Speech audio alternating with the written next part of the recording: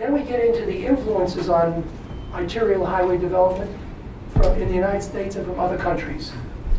Now, of course, the western states, and particularly the freeways in California, were a big influence on development in this area. If you look at page 11 and 12 of your handout, you'll see an article about the Southern California freeways. And then another little curious point. I'm going to ask this in the form of a question. Maybe it's going to be obvious. Is the New Jersey Turnpike a freeway? It's a question. Yes. He says yes. Anybody have another answer? We're all very knowledgeable. Anybody want to say no? It's a tollway too. Yes, but it's a freeway.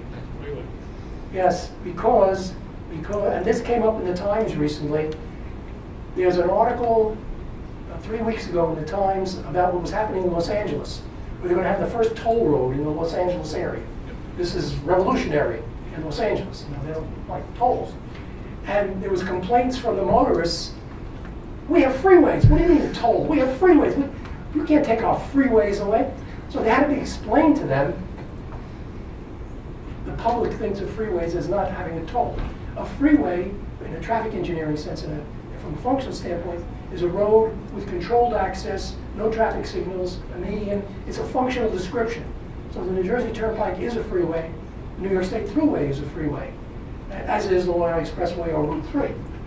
It's a functional description, but that is not something that the public recognizes. In fact, it came up in a crossword puzzle a year ago, 2 years ago. In fact, I wrote a letter to Will Shorts about it, because he had an answer, a road with no toll, or something like that was the clue, and the answer was freeway. And that was what you had to do to finish the puzzle, so I wrote to him to tell him. Did he write back? He did. There's a couple other times I've written to him where he has written back, but that one, I had him dead to rights on that one. But anyway, we have the Pennsylvania Turnpike. Pennsylvania Turnpike was opened in 1939. I mentioned the Vanderbilt Motor Park, which had been in place since 1908.